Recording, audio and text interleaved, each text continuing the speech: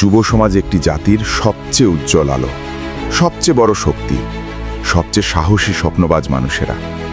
তাদের চোখে থাকে আগামীর পৃথিবী, তাদের হৃদয়ে থাকে নতুন পথের খোঁজ, আর তাদের চেষ্টায় লুকিয়ে থাকে একটি সুন্দর সমাজ গড়ার সম্ভাবনা। কিন্তু প্রতিটি তরুণ কি সেই আলো খুঁজে পায়? সবার কি সমান সুযোগ থাকে?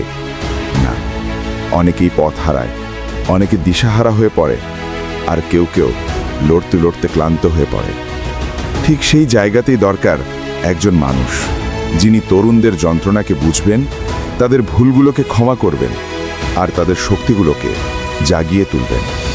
ওয়ারেস আলী মামুন তরুণদের মাঝে তিনি দেখেন ভবিষ্যৎ, দেখেন সম্ভাবনা, দেখেন এমন একটি সমাজ যা সততা, নৈতিকতা এবং মানবিকতার উপর দাঁড়িয়ে। তিনি বিশ্বাস করেন যুবকের ব্যর্থতা মানে শেষ নয়, এটি তার নতুন করে যাত্রা শুরু করার শক্তি। তিনি দেখেছেন একজন তরুণ যখন নিজের স্বপ্ন হারিয়ে ফেলে, তার পরিবারও ভেঙে পড়ে। একজন যুবক যখন হতাশায় ডুবে যায়, সমাজের ভবিষ্যৎ অন্ধকার হয়ে আসে।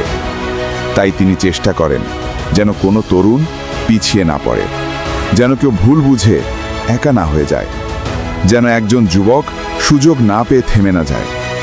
তরুণদের জন্য তিনি স্বপ্ন দেখেন একটি সমাজ যেখানে তারা শিখবে, বাড়বে, নিজেকে খুঁজে পাবে। তরুণদের তিনি দেখেন মাদক মুক্ত, নৈতিক, দায়িত্বশীল একটি প্রজন্ম হিসেবে। তিনি চান তরুণরা খেলাধুলায় ফিরে আসুক, সংস্কৃতিতে যুক্ত হোক, শিক্ষায় মনোযোগী হোক, আর মানবিক কাজে নিজেদের গড়ে তুলুক।